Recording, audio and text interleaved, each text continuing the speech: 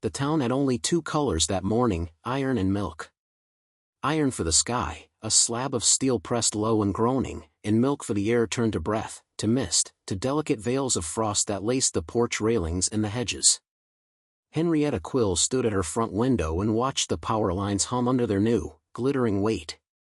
The maple beyond the gate wore a glass coat, every twig sealed like a specimen. She had never heard the street so quiet. The quiet sounded like a thought she wasn't ready to finish. Before we jump back in, tell us where you're from. If this story moves you, please subscribe. Tomorrow, I have a special story for you. She pressed the heel of her hand to the window glass, feeling the burn of the cold through it.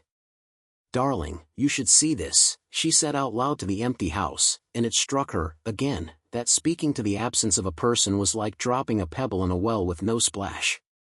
The last of Francis's cologne had long ago faded from the hall closet. The last sweater he'd worn still hung stubbornly on the back of the bedroom chair, a woolen stalactite in the cave of a winter they never meant to face apart. But the habit of talking to him had survived his silence. Her kettle clicked off. The power was still on, a small miracle. She poured, breathed in the steam, and listened to the house with the attentiveness of a veteran nurse, radiators ticking, the refrigerator cycling, the faint moan of wind looking for a seam to pry open. The radio on the counter gave updates in a voice that sounded like a teacher trying not to alarm children: ice accretion unprecedented, stay off roads, multiple jackknifed semis on Route 19, emergency services delayed. Henrietta had been a school librarian for 41 years. She could shelve a crisis by subject and Dewey classification, label its spine, cross-reference its volumes, and remember the faces of the children who'd once clung to her desk asking if dragons were real and whether books knew when you were sad. She had watched generations bend, break, and mend. But ice was an editor that cut ruthlessly. Today the town was a sentence being revised by a cold hand. She had salted the steps before dawn, her cane leaving dots in the crust of slush. The cane was not a concession, she told herself. It was a conductor's baton for the symphony of her day. She tapped and the house obeyed, curtains open, kettle on, soup set to thaw, blankets staged. It had been a long time since her hands had been needed in any urgent way. She had prepared anyway, because preparing was her religion. By mid-morning, the wind began to hiss in the ice-glazed pines. Telephone poles creaked like ships. The maples threw sparks of sun when the clouds shifted, diamonds that no one could afford. Henrietta changed the batteries in the flashlights, charged the radio, checked the candles, the matches, the lantern. She knew which drawer hid Francis's old folding knife and which shelf held the dusty first aid kit that still smelled faintly of iodine and adhesive. She chopped carrots, celery, onion.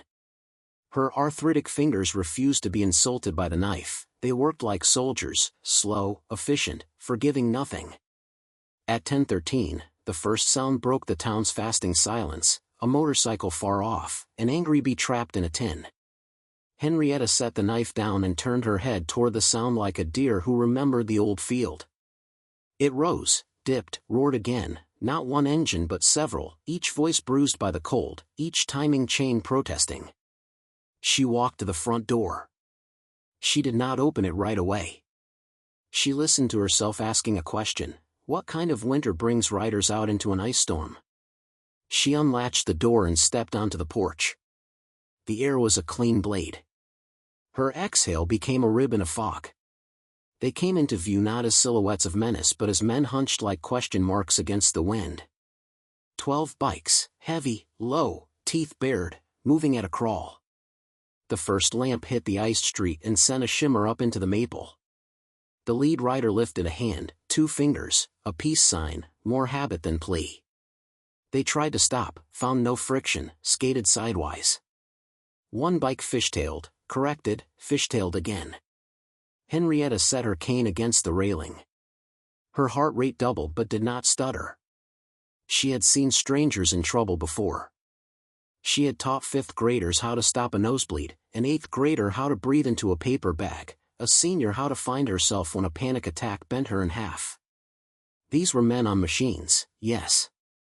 They were also people being edited by the ice. The lead bike finally coasted to the curb with the embarrassed dignity of a large dog on a freshly waxed floor. The man swung his leg over and stood there for a breath he didn't seem to own. He took off his helmet. The beard that fell to his chest was white where it wasn't smoke, the mustache iced with tiny stalactites. His eyes were lake water blue, the color of summer courage. On his back, the colors were unmistakable: death's head, winged skull, a red and white story that towns like hers whispered about and misunderstood. Hell's Angels. He lifted both hands, palms out, a gesture she had once seen a boy use when confessing to knocking over a book display. "Ma'am," he said, and the word wove a thread from him to her, simple and strong. "We're not here to bother you. We just lost the last bit of warmth we had on Route 19. The diner's closed. We've got a man with a bum hand and another with a bad cough. We saw your porch light. We were hoping to thaw out a bit. We'll pay you for whatever we use. We'll be out of your hair in an hour, 2 tops." Henrietta knew 2 things at once like only an old woman can. 1, if she let them in, the town would have opinions. 2, if she did not, a human being might lose fingers, a foot, a life. She had a 3rd thing too, a memory of Francis on a cold night in '79, stuck on the shoulder with a busted radiator, rescued by a boy in a denim vest whose patched club didn't matter. The boy had broken open a thermos and broken open the complicated story Henrietta had told herself about who was safe and who wasn't. "Your boots," she said. "Knock the ice. I don't want you breaking your necks on my floors." She swung the door wide and heat breathed out like a hound from its kennel. The lead man blinked. He did not move right away. Gratitude had to thaw too. Then he nodded once, slow, like a vow. He turned and gestured to his men. "Porch," he said. "Gentle. Mind her plants." They filed in like churchgoers late to a service, heads bowed, the reverent awkwardness of men not accustomed to asking. The porch boards moaned. The glass of the storm door rattled against the frame. Henrietta stood back and watched boots knock off a blizzard's worth of glitter. Leather creaked. A man's cough rested on the porch rail and refused to leave.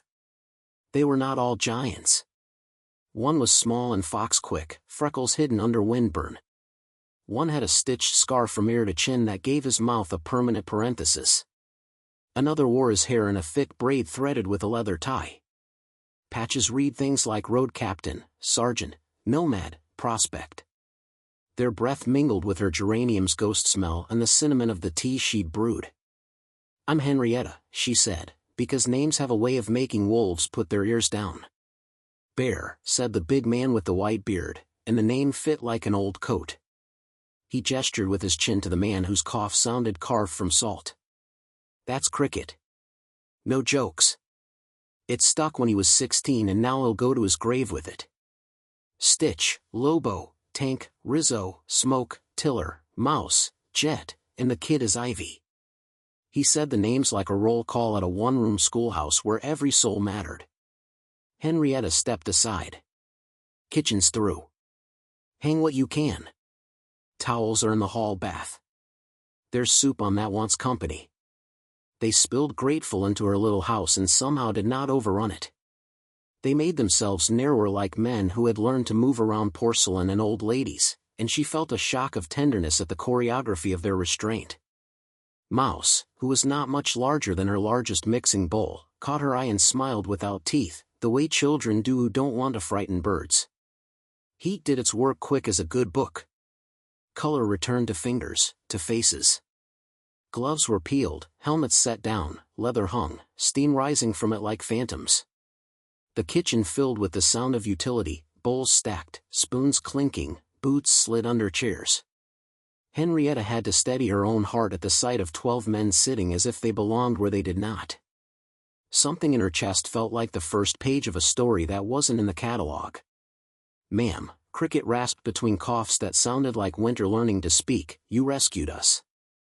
"I opened a door," Henrietta said. "You'll rescue yourselves by listening when I say sit, eat, and don't you dare argue." Bear chuckled. It was a low sound like a truck idling, but it held humor. She put bowls in front of them. The soup was chicken noodle with rosemary, a recipe she'd invented the year Francis got his diagnosis, and winter seemed meaner than usual. She watched rough hands curve around porcelain and thought of all the books she'd checked out to boys with hands like these, boys who had later returned to thank her in tattoos and mechanic grease. Ivy, who could not have been more than 20, stared at the spoon like a pilgrim at a relic. He had his patch hung crooked, prospect split by a seam. His hair clung damp to his temples, and a red line crossed his palm where the cold had bitten him. "Use the balm on the counter for that," Henrietta said, pointing with her chin. "And if you lie about how much it hurts, you'll go home with a bandage and my lecture on frost nip." He laughed, surprised at himself, then obeyed. "Yes, ma'am." "Don't ma'am me like you're trying to avoid a detention," she said. "If you need help, you say you need help. It's grown man weather out there." Their eyes moved around her kitchen the way men map exits. She could feel their calculation and their courtesy meandering like rivers through the same country. Bear's gaze returned to her every few seconds as if she were both a compass and a clock. Stitch, whose scar looked like an unpulled thread, watched the window for what the ice might do next. Lobo's hand never stopped tracing little circles on the table, his thumb rubbing over the face of a St. Christopher medallion that had seen more miles than some marriages. "Where you boys headed?" Henrietta asked when the bowls were half empty, which meant the fear had made room for talk. "Funeral," Bear said, and the house heard the word, a leaf that knows how to fall. "Brother down near Stonebridge. Went down last week in Idaho. We're meeting up with the larger charter tonight at the next town over. If we can get that far." He looked toward the window where the world had been lacquered into a museum exhibit. "Didn't plan on skating our way." Henrietta's spoon paused. She had not cried since the day 2 Septembers back when Francis stopped breathing. And she did not cry now. But she felt the old house inhale with her, its beams a ribcage trying to protect a tender heart. "I'm sorry," she said. 2 words, a small bun of bread for the hunger of grief. He nodded, and for a moment she saw not a leader of men in a back patch feared by quiet towns but a boy who had once broken his father's watch and blamed the dog. The weight of care on him was an anvil and a pillow both. "Show me this bum hand," she said to the room. Tank, named so, obviously, lifted his right hand, 2 fingers swollen, purple-black at the nails. "Slammed it when we were trying to upright Smokey's bike after he lost it on a patch." She fetched the bowl of warm water she'd set near the radiator in case, added a little salt, a drop of Francis's old antiseptic, and set it down. "Soak," she ordered. He obeyed. None of them argued with the tone. Authority recognizes authority, she thought with a spark of something like mischief. Then the power went out. It left with a sigh, like a sleeper realizing the bed wasn't theirs. The fridge hummed itself into silence. The clock on the stove exhaled small red numerals into the dark and then gave up on counting time. The house changed shape, it became hands and eyes, an organism that needed tending. "Don't move," Henrietta said, already reaching for the drawer with the matches. "I know my way to the lanterns. I can do this blind with a cat on my shoulder." Light found them again in the small brave circles of her oil lamps.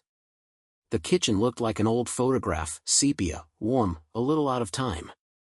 The men seemed larger and more gentle by flame. She set 3 candles on the table, their flames short and clear. "Generator?" Bear asked, already half rising. "In the shed," she said.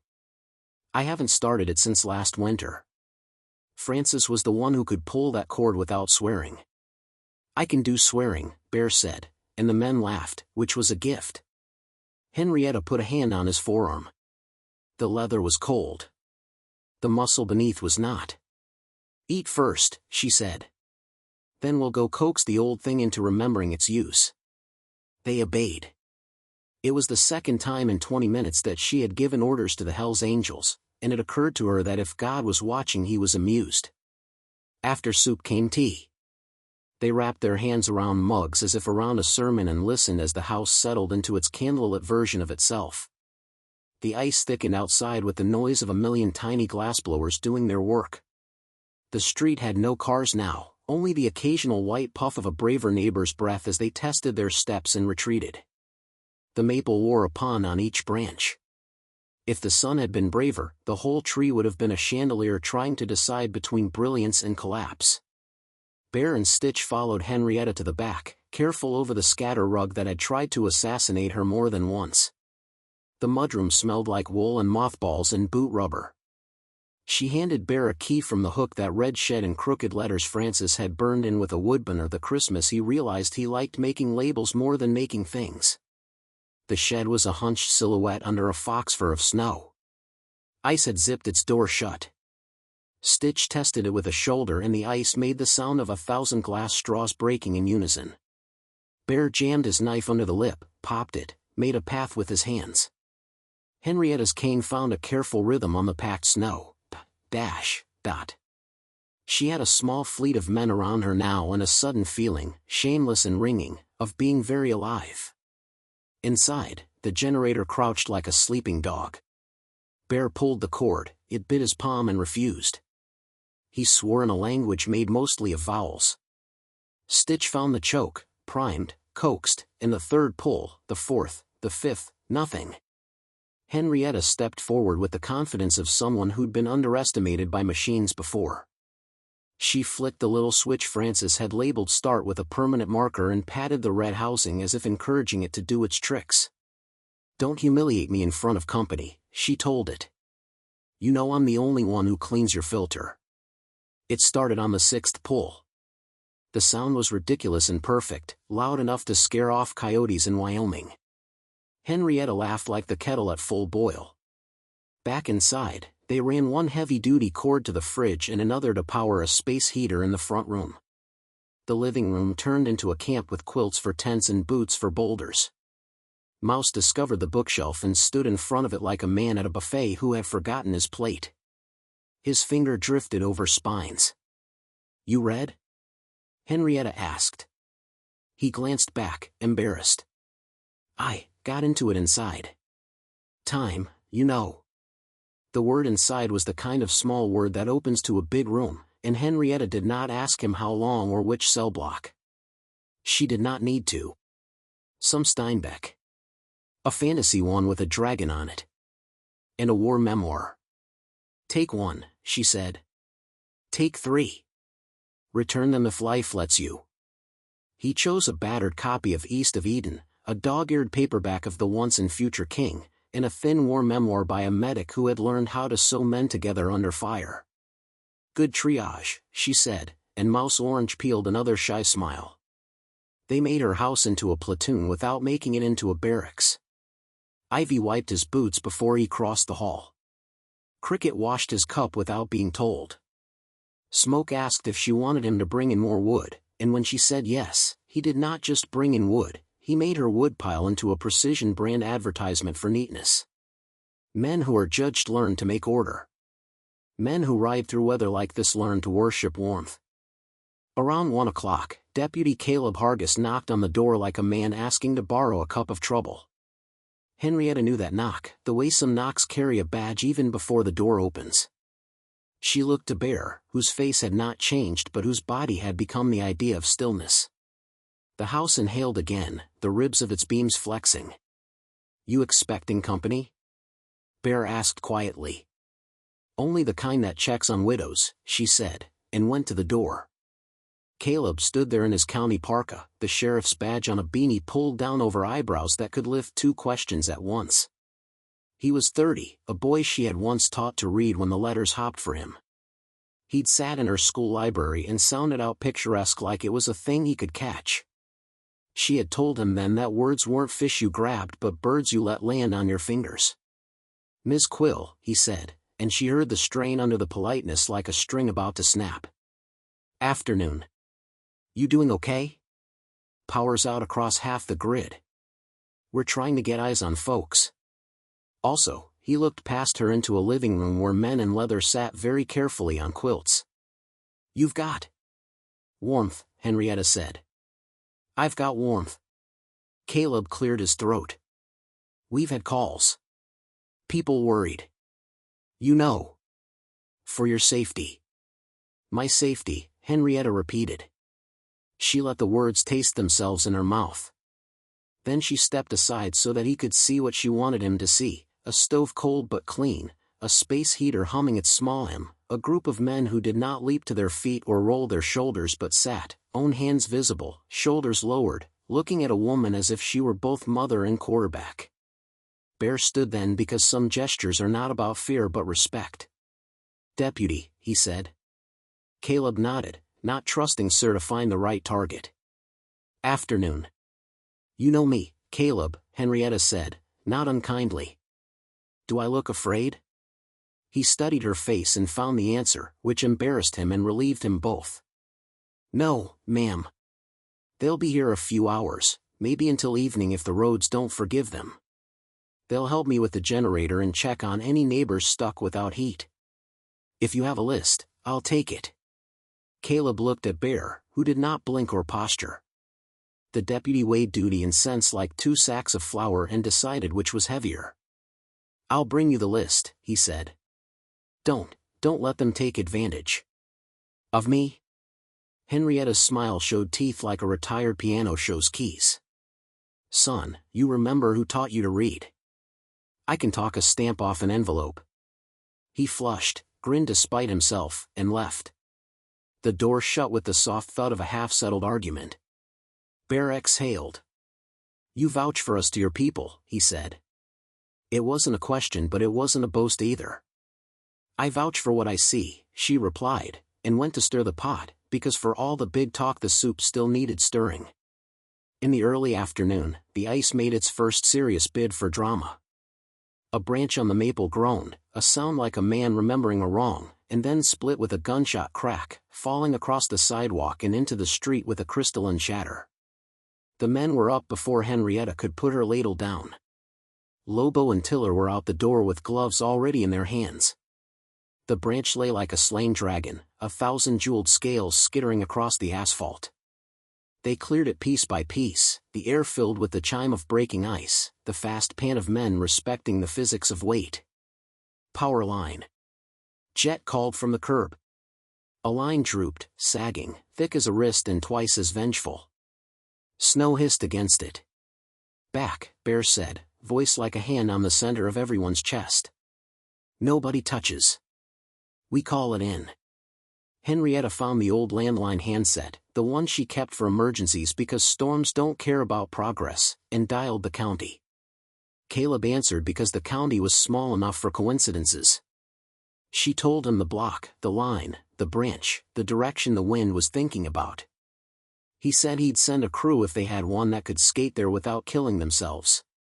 Meanwhile, they set up sawhorses made from 2 busted chairs they found in Henrietta's garage and a plank steeped in the dust of a dozen summer projects. They became a hazard crew because if a town waits for the official answer, sometimes the unofficial tragedy happens first. Around 3:30, the storm decided it was not tired of being dramatic. The sky clamped down, a jaw on a bone. The ice that had been an artist turned jealous and began to break what it had made beautiful. Pops, cracks, booms. Somewhere a transformer died with a flash of green like a cheap magic trick. The house vibrated with the complaint of the wind. Henrietta found that her fear, when given a job, was not fear anymore but energy. She poured water, found the extra gloves, tucked a quilt tighter over Cricket's shoulders when a cough took him like a thief. She was 68, a widow, a person the world often described using words like frail because they are lazy. She felt like an oak that had decided not to apologize for its rings.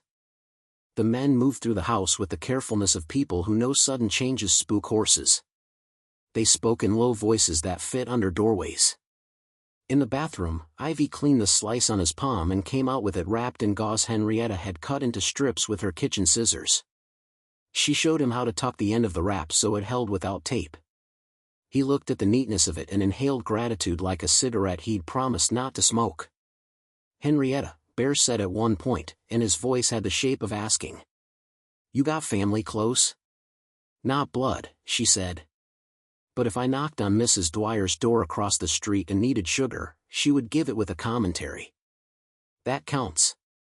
You sure they're okay?" She thought of Mrs. Dwyer's space heater from 1983, the kind that wanted to be a grill when it grew up. "I can go check," she said, already reaching for her coat. "No," Bear said, gentle and firm, the way Francis used to say hold still when he was trying to remove a splinter she swore she could get herself. "We got it." "Who else?" Henrietta gave him 5 names and directions. He divided the men into 3 pairs like a coach who had seen the field before it saw him. Short trips. No heroics. Report back in 40. She watched them leave and felt the old ache of sending children home at the end of the day when the roads were half ice, half optimism. She stood at the window and watched them cross the street like penitents. She watched them return, their shoulders dusted with ice like dandruff from a frosted giant.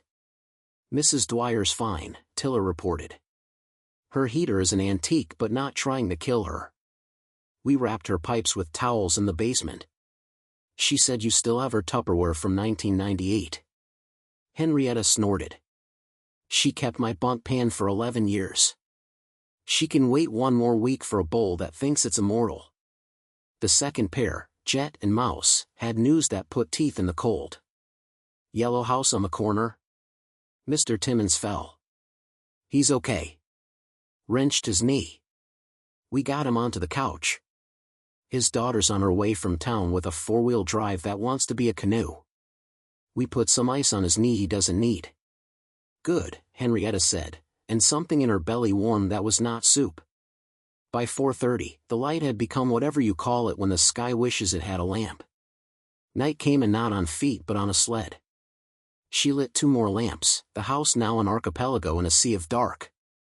She told Bear she had cots in the garage, still folded from the women's shelter fundraiser she'd hosted last summer.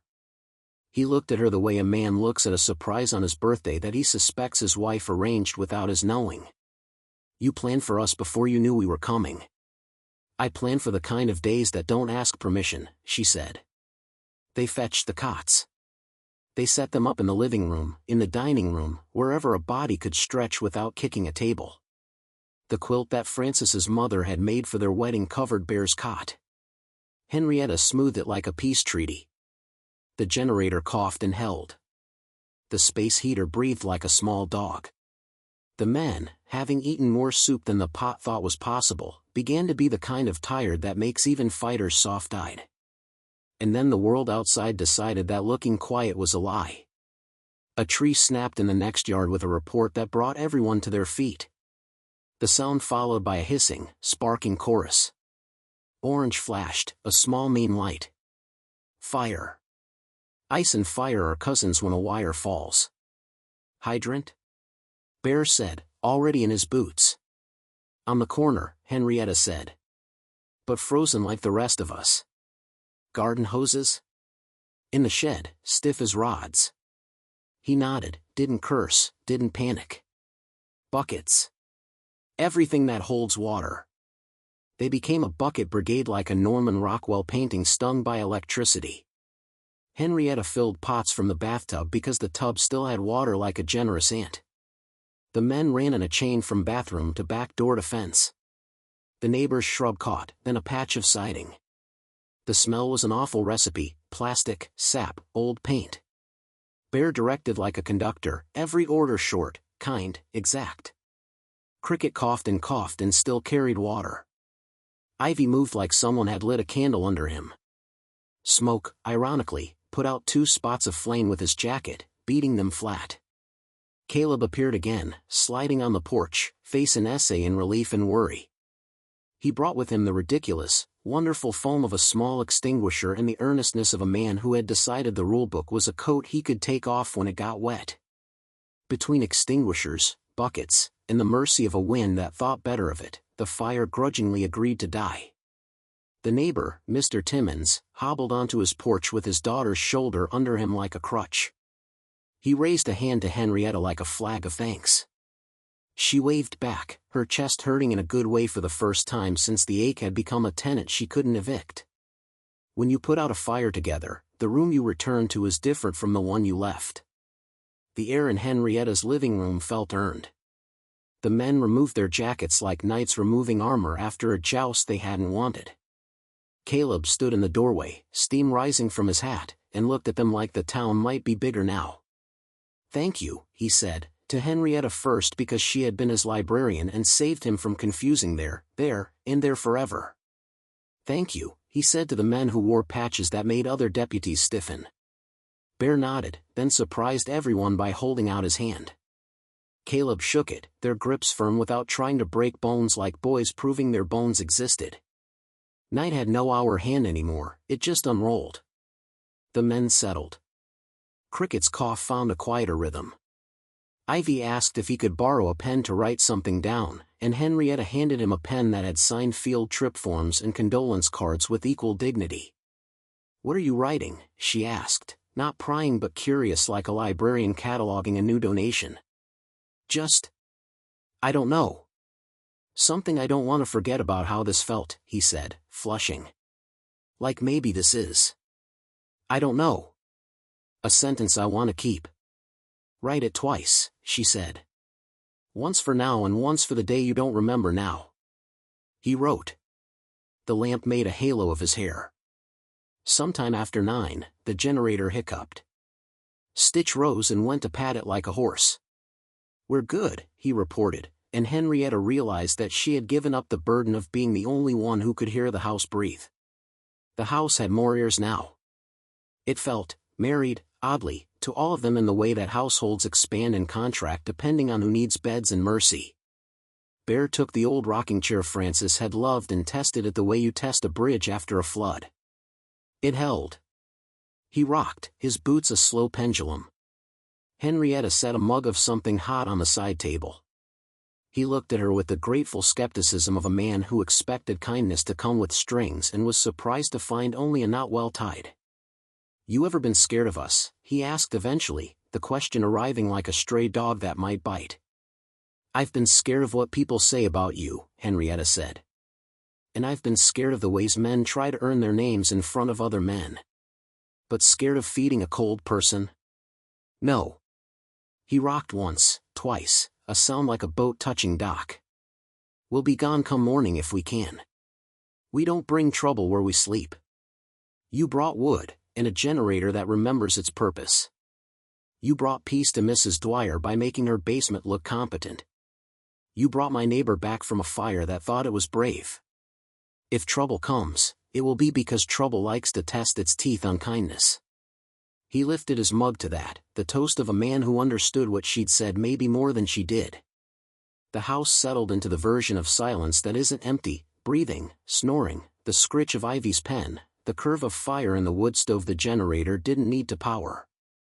Henrietta went to the bedroom and stood in the doorway looking at the sweater Francis had left behind because death doesn't always clean up after itself. She did not cry. She placed 2 fingers on the knit as if checking a pulse and then turned back to her living room, which was now a dormitory, a chapel, a place where cold men slept under quilts made by hands that had known other winters. At 11:30, she heard boots at the porch. Not stealthy ones. Weary ones. Caleb again, and a second shape behind him, Sheriff Mayfield, a woman who had the posture of a farmer's daughter and the eyes of a biology teacher doing dissections with the squeamish. "Evening, Ms. Quill," the sheriff said. "Heard you had some company." "I've got more than company," Henrietta answered. "I've got help." Mayfield peered in, assessed, recalculated. "We had a call from a neighbor. Worried. I told them likely you were safer with 12 bikers who owe you soup than you were alone.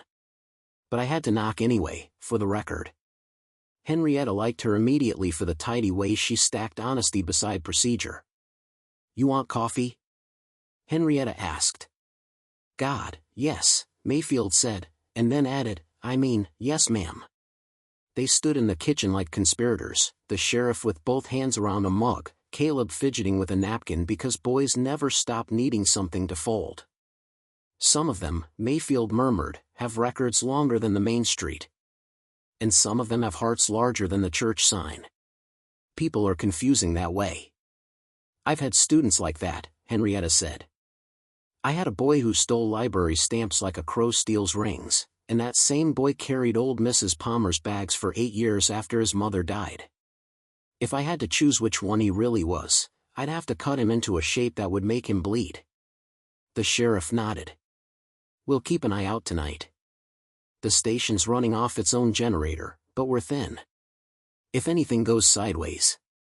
If it does, Henrietta said, I'll swivel and point like a schoolmarm in a baseball game. Mayfield laughed. Good night, then. The door closed. The night deepened like a bruise healing. Henrietta could not sleep. She lay on the couch with a quilt over her knees and watched shadows crawl up the walls like time-lapse ivy. The men's breathing was a tide. She tried to pretend the ache in her hips was a cat. She thought of Francis and said into the dark, We have a strange flock tonight, love. The dark made no promises. It rarely does. Around 2, the generator coughed again and this time needed persuading. Stitch rose without being asked. Bear followed. Henrietta levered herself up too, because love had taught her that sleeping while men fix things you should know how to fix is a heresy. In the shed, breath plumed like rosary smoke. Stitch cleaned a plug, Bear adjusted the choke, Henrietta tapped the housing twice like a nurse waking a stubborn patient. It caught. It held. This storm feels personal, Bear said into the shed's metallic breath. All storms do if you give them names, Henrietta answered. This one's name is Remember When. It wants to make us talk to our dead. I decided to talk to the living first. Bear looked at her the way men look at a librarian who hands them the exact book they didn't know they needed. Dawn did not so much arrive as admit it had been waiting. The sky at the edge of the world loosened its bandage. The ice that had terrorized the trees started to soften at the edges, each twig suddenly wearing a tear instead of a diamond. The street was a mirror holding its breath. When Henrietta opened the curtains, the light came and amazed at itself. It found men sleeping like saints after a long argument with their God. It found a widow who had discovered that emptiness can be hired out to shelter without lowering the property value of her heart. She was pouring coffee when she heard it. Not a single engine. Not 2. A rumble like a herd migrating. Like 1,000 kettles deciding to boil at once. Her hand stilled. The cup overflowed and she did not notice the burn on her fingers. Bear's eyes opened. He sat up in one motion like a soldier who'd never given himself back to softness entirely. The men who had slept with knives under pillows out of habit were on their feet with no clatter. The sound grew, filled the street, pressed against the windows. A neighbor's chimes, frozen in a cluster of useless prettiness, trembled. The maple's glass leaves quivered. Light bounced off chrome down the block and multiplied. Henrietta crossed to the window and pulled the curtain back with one finger like peeking at a surprise she might not deserve. Headlights. So many that her little street looked like a river of stars moving slow, deliberate, holy. The first bike swept past the sagging power line and the improvised sawhorse, engines low, respectful, growling like old dogs greeting a friend. More followed. She counted without meaning to. 10. 20. 40.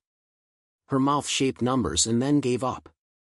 Bear came to stand beside her, not touching, the way you stand beside someone at a funeral when your arm would be too much and too little. We sent a ping when we went dark, he said softly. And when word gets around that a widow opened her door in a storm, he trailed off, not because he didn't have words but because the words would have been smaller than what they were seeing. They kept coming. Leather, patches, helmets like beetle backs, beards catching the newborn light, goggles reflecting the ice like 100 too-wide eyes. Some carried rolls of something on their sissy bars, blankets. Some had milk crates bungee corded, which meant food. Some had nothing but the engine and the cold and a promise. Henrietta felt her heart do a thing it had not done in years. It shrugged off a winter coat and stood there in a dress. She was not a woman used to being protected. She was a woman used to protecting. And yet the street filled with a kind of protection that had nothing to do with law and everything to do with a certain kind of oath. The rumble became the ground's only language. 90. 100. 150, maybe more, the street and artery pumping chrome. Riders slowed, lifted hands in salute toward her porch and toward the men in her living room who stepped onto the stoop blinking like moles discovering noon.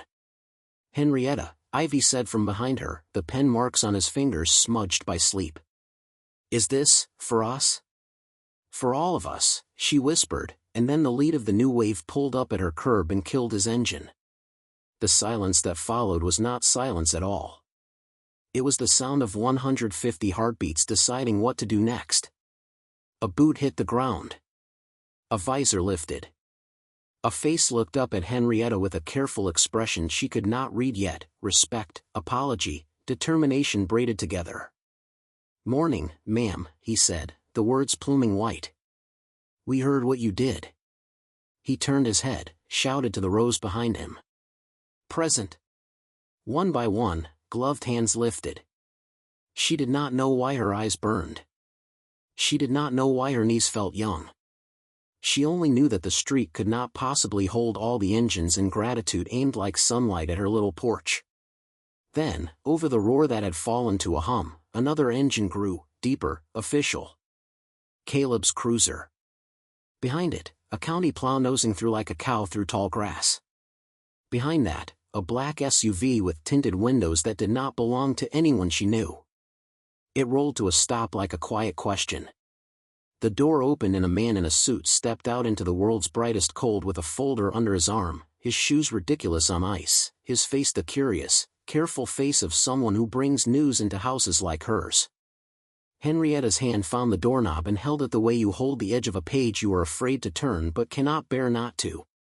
"Ma'am," the suited man called up, voice carrying like a string pulled taut. "I'm looking for Henrietta Quill. I believe you knew a man named Francis Quill. I believe you helped 12 of my friends last night." He looked out over the river of bikes, swallowed, adjusted his tie like the idea of wind was improper. "And I believe," he said, raising the folder so she could see the seal stamped deep into the paper, "that today is the day your husband's last letter is supposed to be delivered." The street held its breath. Henrietta felt the floor tilt under her as if the ice had decided to leave and take her gravity with it. The folder looked like it weighed as much as the maple. The men behind her did not move. Bear's hand hovered an inch from her elbow and did not land because landing changes a person. The suited man lifted his eyes again, met hers with a gaze that contained 100 apologies for being the messenger of something that would break her open. "May I come in?" he asked. Henrietta's mouth opened. One word rose, the one that could start 100 pages or tear them up. She had not decided which one it would be when the wind carried into her front hall the sound of someone far down the block yelling her name like a warning, like a prayer, like a promise about to bloom. This story took us a long time. If you like it, subscribe. Now, back to the story. Bloom, Henrietta heard her name again, carried up the street as if the morning itself were calling attendance. The air glittered with 1,000 small suns trembling on ice. She steadied her hand on the knob and stepped forward, feeling the truth gather behind her like a flock that trusted her hands to scatter seed. "Miss Quill," the suited man asked again, careful on the slick step. He looked like a courthouse had put a coat on and come to apologize for its paperwork. "I'm Henrietta," she said, and the word refitted itself to her mouth, not widow, not librarian, not woman who kept a house from loneliness, but Henrietta, the original name, the one Francis had said like a password. Bear stood a half step behind her, shoulders quiet, eyes scanning the curb, the line, the new arriving bikes stacking neatly like cans in a pantry. His presence had the same effect as a heavy book pressed flat on a curling map, everything lay smoother for it. The man lifted the folder. The seal flashed, a private trust's crest stamped into thick paper that would not accept a coffee ring without a fight. "My name is Arthur Vance," he said. "I represent the Burdett Charitable Trust. Your husband corresponded with us 2 years ago. He asked us to wait until the first morning after a storm when you opened your door to strangers. He said we would know. If that happened, and only if that happened, we were to deliver this." Henrietta could not feel her feet for a moment. Heat traveled up from the porch boards into her bones like a brave little train. She took the folder because her hands were the only parts of her that remembered how to move. Francis wrote you, she asked, and her voice sounded like a page turning in a quiet room. You only notice it if you're listening for change. Arthur nodded. He set conditions. Unusual ones. He said, my wife believes in doors. If she opens ours for people the town says she shouldn't, then she's ready for what I've left. If she doesn't, then I chose wrong somewhere along the way and time will have to fix it. Henrietta laughed, one small burst, the way you laugh when the dead reach across the table and nudge your hand the way they used to. That man, she said, to the morning, to the Maple Street, to the row of engines that hummed like bees around a queen. That impossible, precise man. The folder crackled when she opened it. On top lay Francis's handwriting, a neat script learned when boys practiced letters with fountain pens and blotters. Dear Henrietta, it began, and the words were a touch on her cheek. She did not read ahead. She let each word arrive like a guest she had missed. Dearest H.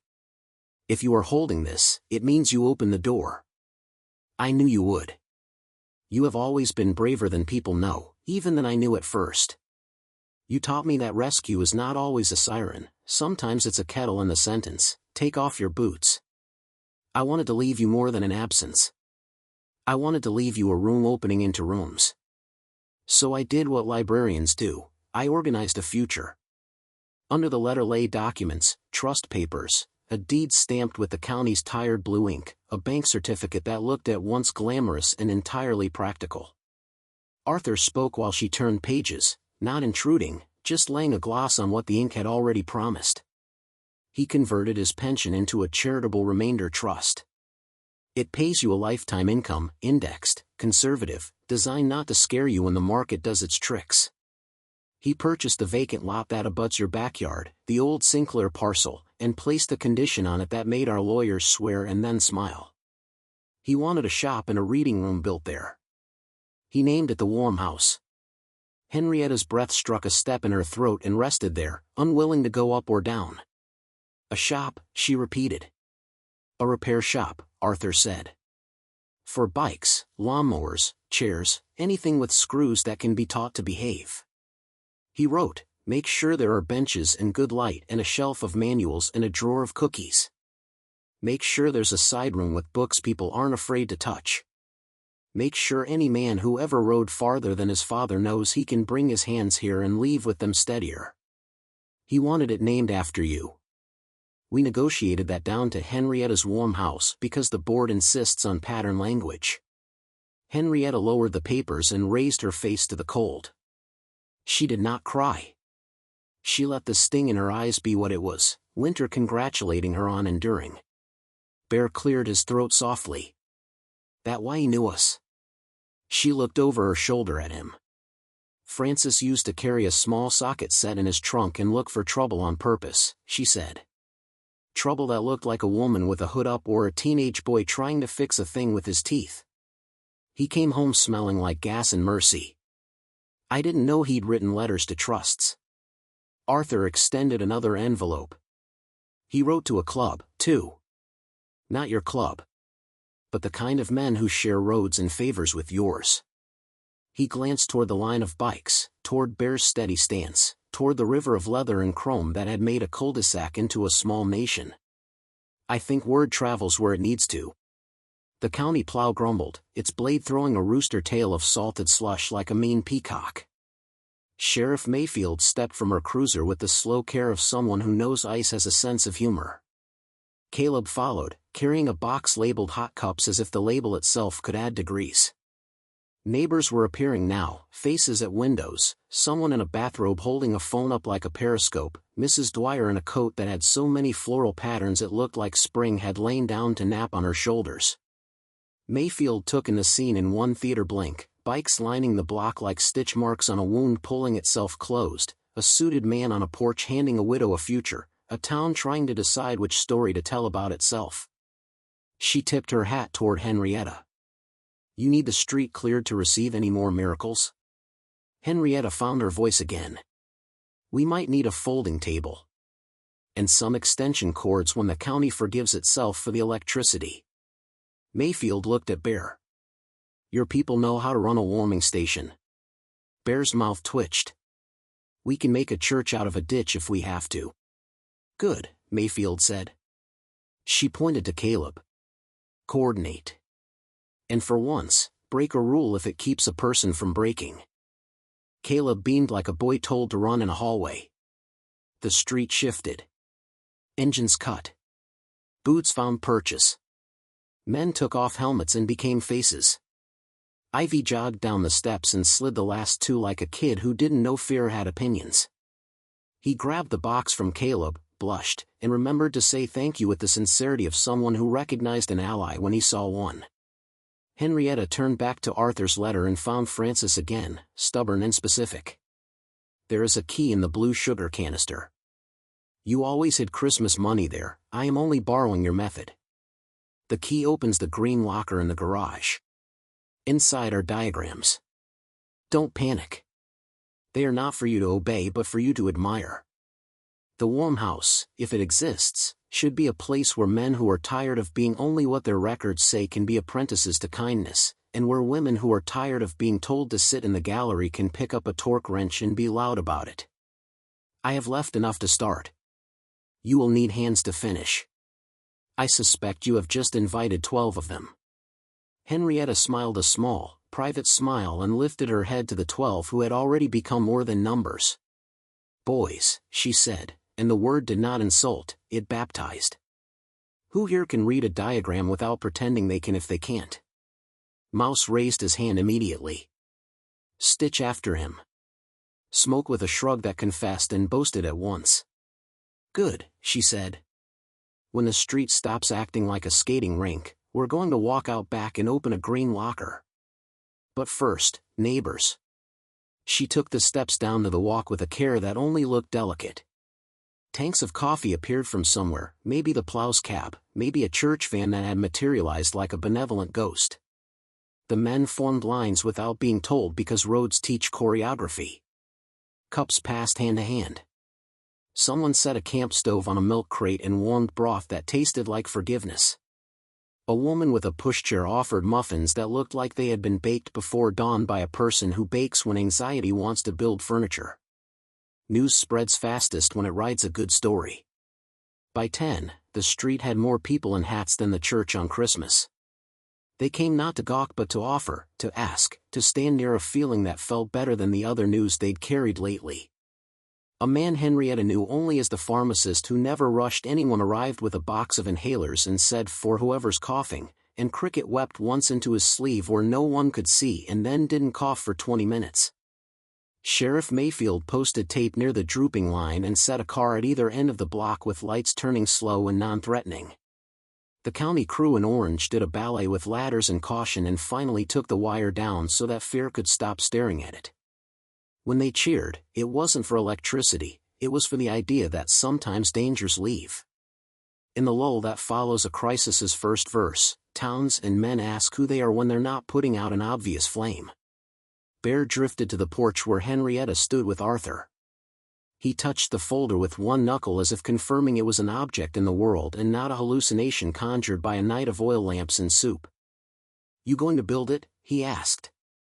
Henrietta looked at the lot behind her fence, flat, white, waiting. The old Sinclair parcel had been a rumor for years. This is where something will go someday. Doctors' offices had flirted with it. A chain coffee shop had driven past slowly, calculating cup per capita. It had remained itself, a patient yard in a town that didn't know yet what it deserved. I'm going to start it, she said. And I'm going to ask for help. Not because I can't do it alone, though I can't, but because I don't want to anymore. Bear nodded like a man hearing a creed he could repeat without crib notes. We'll send hands. Not just today. Not just because today is cinematic. We'll send hands when it's dull and raining and the lumber is late. We'll send a welder who sings off-key and a man who knows more about outlets than is legal. We'll send men who need to learn how to measure twice because they always cut once. We'll send women who are tired of making sandwiches and not decisions. Arthur cleared his throat. There's more, he said, and Henrietta braced automatically, the way a woman holds onto a banister when a man says more in a tone that means I hope this does not hurt. He handed her a smaller envelope. Inside was a photograph. Francis, 35, hair still dark, standing next to a bike he had no business looking natural beside. On the back, in his pen, 1986. Borrowed it. Returned it. But the road stayed. Below that, a phone number and a name, Mac Tallow Hedrick. Bear took the photograph and barked a surprised laugh. You knew Tallow? Henrietta looked at the name, at the ink that had bled slightly where Francis had pushed too hard on the loop of the H. He changed a tire in '86 on the way to your sister's wedding, she said to the air, to Francis's habit of telling stories that left out their own moral until the third telling. I made him a ham sandwich on the hood. He taught me how to tighten lug nuts like I meant it. Bear handed the photo back gently. Tallow's chapter president out in Boise, he said. Good man. The kind who won't say he mentored half the kids he kept out of the junk. If your husband had that number, it explains why the ping went wider than my circle. The day stretched out, elastic, honest. They worked. They checked on Mr. Timmons again. They salted Mrs. Dwyer's walk against her protest that salt kills the hydrangeas, and Henrietta told her that salt saved ankles too, and Mrs. Dwyer allowed her hydrangeas to be morally complex. They moved a fallen limb from the roof of the yellow Cape Cod 3 doors down while the owner cried at the sight of men on her shingles and then cried again when they were gone because the roof looked like competence instead of disaster. Sometime near noon, the first electricity returned in a scoff. Lights flickered, considered faith, then committed. A cheer went up in pockets, embarrassed and relieved. The heater's hum moved from animal to appliance. The coffee pot regained its confidence. Phones everywhere lit up like captive stars. Henrietta, who had not sat since dawn, sat. She opened Francis's letter again and read the last paragraph. You told me once that the loneliest thing is to be the only person who remembers a story. I do not want you to be lonely that way. Build a room where memory is a communal verb. I have hidden one thing, not money, we were never that sly. Behind the wall in the garage, between the studs, behind the pegboard with the paint-stained hammer, there is a cigar box. In it, a map of things I never got to teach the 7th graders because standards changed and I let the state tell me what mattered. Maybe the warm house can teach what standardized tests can't, how to fix what you didn't break. How to stay when leaving is easier. How to be tender when the world is hard. I will meet you in the space between a bolt and a hand that knows it. Love. Francis. Henrietta folded the letter and put it back like a relic that intends to live in the world, not on a shelf. Green locker, she said to Mouse and Stitch, who had sat on the stairs not to rest but to be near instructions. And then we open a wall. The garage smelled like every garage, dust that had names, oil that carried history, rubber that had been asked to do more than physics should allow. The green locker took the key without playing coy. Inside were rolled plans wrapped with a ribbon from a sweater box, Francis, always using the wrong thing for the right reason. They unrolled the first and Henrietta had to sit on the workbench not because her knees were old but because the drawing was so exact it made her remember his hands moving in the air as he explained things to children who had thought they were bad at thinking. A forge, Mouse whispered, tracing a little square with the trepidation of a man touching a harp for the first time. A safe one. With a hood and a fan and a sign that says, "Do not be a hero." Benches here, Stitch murmured, tapping calloused fingers. Electrical on this wall, on dedicated breakers, because he knew we'd plugged too much in otherwise. In the reading room, Henrietta said, finding in the plan a little rectangle with a couch drawn in tiny lines and a shelf labeled How To and a second shelf labeled Stories that remind you you're not alone. On the wall of the drawn room, he had written in small neat letters, "A window that makes winter decorative." They found the cigar box behind the pegboard with the paint-stained hammer. It held, in addition to the map of 7th grade things, which included instructions for building a birdhouse, a short treatise on why kindness is not extra credit, and a recipe for biscuits annotated like a poem, a small patch, the kind men sew on jackets when they want to remember a trip. The patch showed a skull with a crown crooked on it and a banner that read "Mercy Rides Too." On the back, in his hand, "For a day when it matters what people see." Henrietta held it up. Bear took it without speaking and pinned it with 2 fingers to his vest where the light caught it and made it look briefly expensive. "This stays," he said, and the men around him nodded the small nod of oaths that don't need words. By afternoon, the street had become less an emergency and more a festival of competence. Someone set up music low, respectful. Someone else brought a tub of bolts and a broken lawn chair, and 3 bikers and a retired dentist who couldn't stand to see metal misbehave reattached a life that had been embarrassed to be so simple. Kids came, not many, bundled like gifts, their parents saying don't stare while the kids stared and learned that patches can mean many things, including patience. Ivy taught a 10-year-old how to wrap a handle in paracord, his big hands correcting with feathering gentleness, and the boy's mother watched and blinked back an old fear that had memorized the wrong lesson. Not everyone was in love with the tableau. 2 men on the corner spoke like they had been elected delegates from the party of suspicion. "My taxes don't pay for this circus," one muttered. "Next thing you know they'll set up shop and scare away decent business." His friend grunted agreement that didn't sound newly minted. Sheriff Mayfield leaned her elbow on her cruiser and watched them with the interest of a biologist observing a species she hoped was not invasive. She didn't interfere. She said, when Caleb fidgeted and suggested she should, "It's good for children to see that not every adult opinion is an instruction." "Around 3, Tallow called. The phone buzzed in Bear's palm and he grinned like a man greeting a dog who remembers his smell. He put it on speaker because privacy felt selfish in a yard where secrets had turned into trust. "Bear, you old sawmill," Tallow's voice rasped, "whiskey and weather in 300,000 miles. You and the miracle I'm seeing on my feed?" "Standing in it," Bear said. "You hear about Frances Quill?" "I heard about the woman who opened her door," Tallow said. "I'm sending a crate. Tools. Books. Some of the good solder.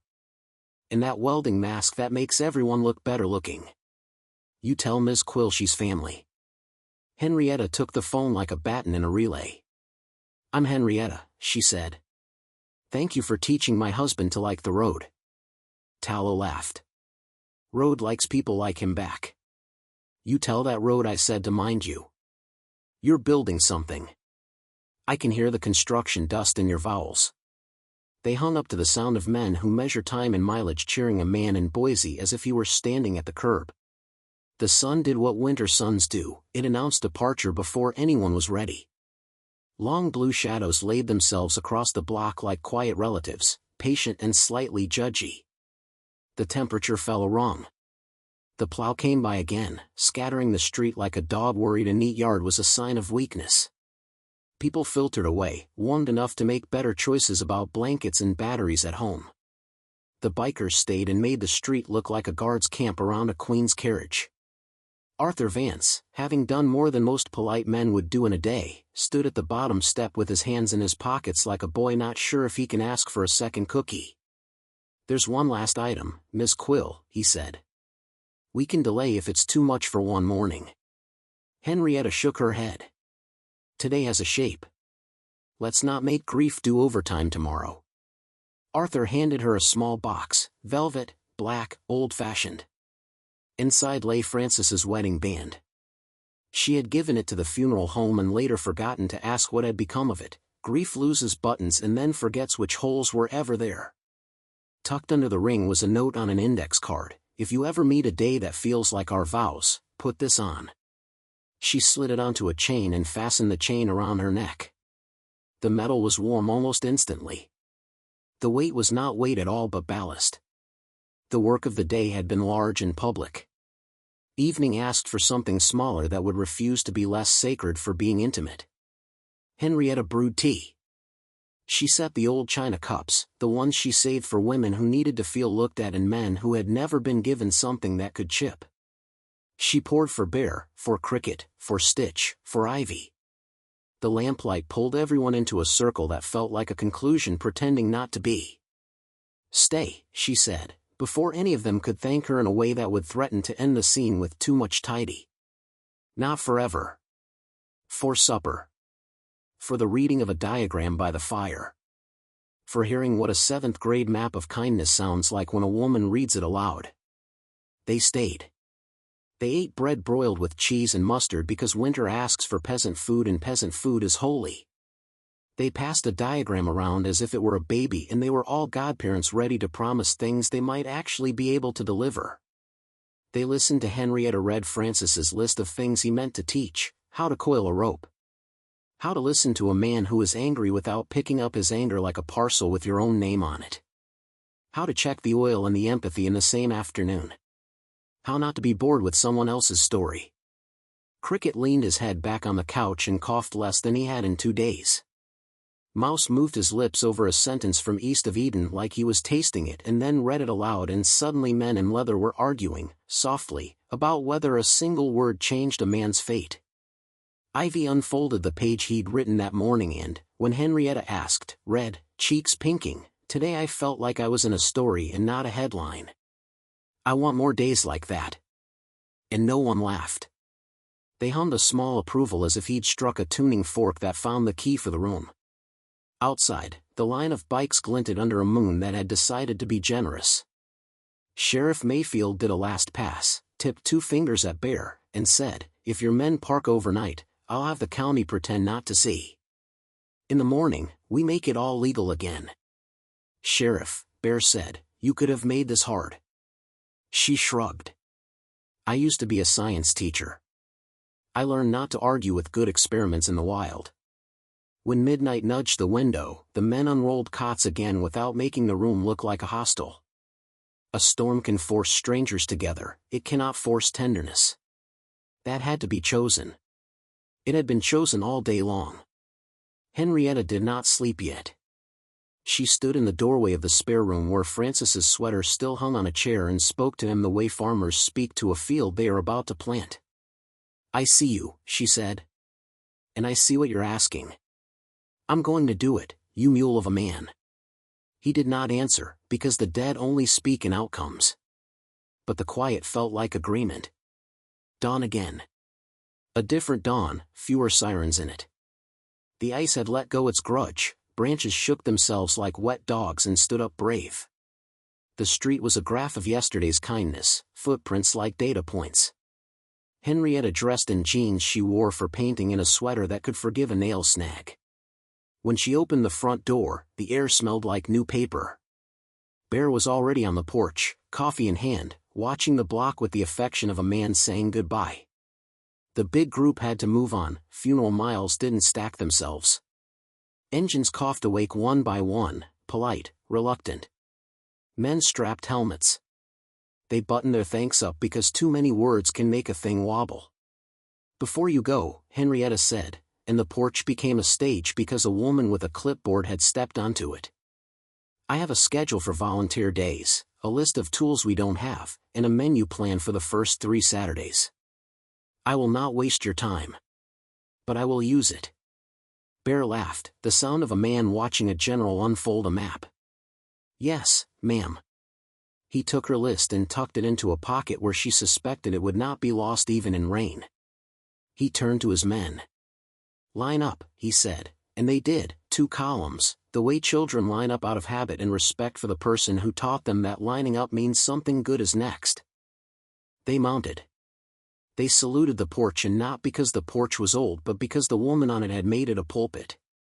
The first bike rolled, the second followed, the rest flowed behind, leaving behind sound and air and a feeling the town would trip over at the grocery for months. Cricket paused at the curb and lifted his chin toward Henrietta.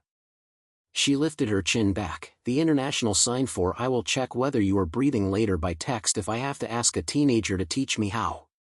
Mouse held up the books. Henrietta nodded seigneurially, "Extend, but return." He grinned like a man with a library card for the first time. Ivy was last of the core 12. He stood beside his bike, helmet hooked on an elbow, the paper he'd written folded in a square small enough to become talisman. "If I send a picture," he asked, "of the reading room once it's built, could I say I helped?" "You could say you set the first word in place," Henrietta said. He sealed the sentence with a shy nod and then rode away into the kind of morning that forgives night. The block emptied but did not feel empty.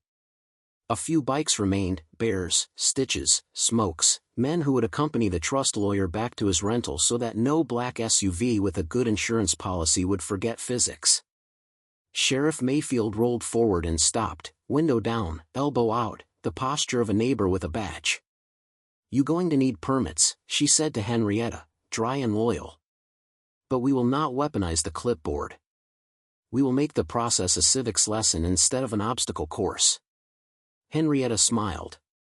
"I taught civics with maps of the Underground Railroad. I can teach zoning with cookies."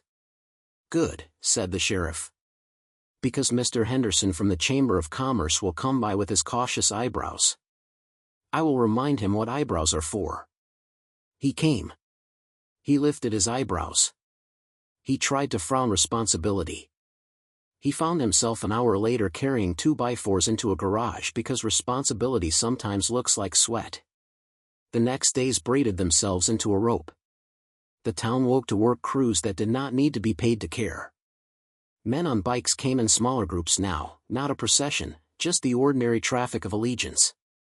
A welder from the next county set up shop by the fence and taught a teenager how to stitch metal with light. 3 mothers formed a snack rotation that would have fed an army and in fact fed one. The warm house's slab was poured on a morning when the sky was kind and the wind decided not to comment. Henrietta pressed her palm into a corner of wet concrete and pressed Francis's ring into the impression for a moment and then lifted it so the circle remained, a private symbol baked into a public floor. Not everything was smooth. A letter arrived from a developer who had wanted the Sinclair lot for a chain store with a cute mustache and a ruthless business plan. He threatened legal action the way a small dog threatens to bite a boot. Arthur Vance raised one legal eyebrow and sent back a letter that used phrases like covenants running with the land and public benefit, and the developer retreated to a different block to be disappointed there. One afternoon, Caleb brought a boy to the site, a boy whose name Henrietta would not write here because a town should protect the names of its almost broken ones. The boy had been caught trying to pry catalytic converters off cars in the grocery lot. Instead of booking him, Caleb had booked him into an apology shift. "Teach me something," the boy muttered, defiant and drowning.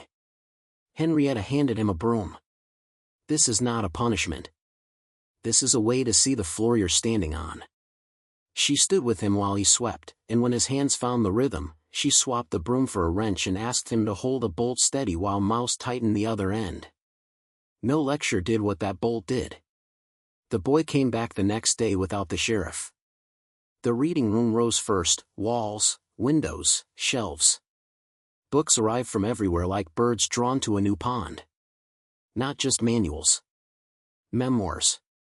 Novels about men who put their hands on wrong things and learned better. Books about women who refused to be the moral of other people's stories. Comics, because muscles and humor are friends. On opening day, because of course there had to be an opening day, because humans like to put a ribbon on things even if the ribbon is figurative and the scissors are borrowed, Bear stood to one side looking like he'd been told to give a speech and had decided to rebel by giving a blessing instead. "This is a house," he said, hands in his vest, eyes on the floor so that nobody would argue he was making too much of himself. "Not a clubhouse. Not a charity. A house. Houses have rules. They also have couches. If you come here, you be the thing you wish people believed you were. If you mess up, you clean up. If you take a tool, you put it back. If you read a page, you turn it gently. If you got a story, you tell it without making it a knife." Henrietta cut an actual ribbon with actual scissors because theater helps memory. The room filled. A father showed a daughter how to solder. A retired teacher saw a boy he had once sent to the office for throwing a pencil and saw him now balancing a plane on a board with a tenderness he'd have sworn the boy could not afford. Cricket, cough mostly tamed by spring, sat in the reading room under a window that made winter decorative and read a memoir about a medic sewing people back together, and when he came to a paragraph that reminded him of the night they'd carried water to Mr. Timmons's siding, he closed the book and just breathed. Mid-afternoon, a convoy arrived again, not as many bikes as the day after the storm, but enough to make the street remember. Tallow stepped out of a truck that had Boise dust under its fenders and a crate in back that looked like Christmas for people who know the price of steel by the pound. He hugged Henrietta without embarrassing her. He set the crate down and took off his gloves and ran his hand over the door jamb and nodded like a man blessing a child in a church he didn't attend. "You did it," he said. "You made a place men can come to without earning it through penance." "I was given a map," she said.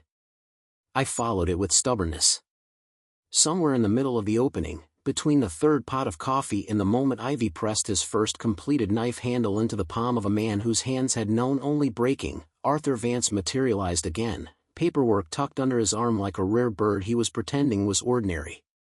"I've been instructed by my board to ask whether you intend to endow a small staff position," he said. Henrietta blinked. "A who?" "A coordinator," Arthur translated. "A person who can keep hours and lights and schedules when you need to rest or go to the lake and remember that water exists." She looked at Caleb across the room teaching a child to read the grain of wood like a secret. She looked at Mouse showing a woman how to sharpen a chisel until it could split a hair. She looked at Bear standing near the door not as a guard but as a signpost. She saw Ivy talking to a teenager about how to choose friends like tools, some for precision, some for leverage, none for show. "I have candidates," she said, and then surprised herself by saying, without hesitation, "Ivy." He gaped. "Me?" "You show up," she said. "You listen. You write down what matters so you can remember it when your hands forget. You're not afraid of being seen. You are afraid of being laughed at and you do it anyway. Those are leadership muscles." Arthur smiled in a way that made his face look less like a folder and more like a person. "The board approves. The board is me and 3 women who grew up with not enough. We like giving enough to people who will multiply it." Ivy swallowed a noise and then nodded so hard the paper in his pocket wrinkled into the shape of a future. Late the same evening, after the crowd thinned to people who would sweep without being told, Bear came to the reading room doorway and found Henrietta sitting in Frances's chair, the one they'd moved from her living room to this room the way you move a portrait from a hallway to the place it belongs.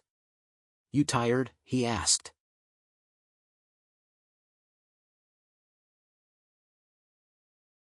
"I'm so tired my tired is tired," she said.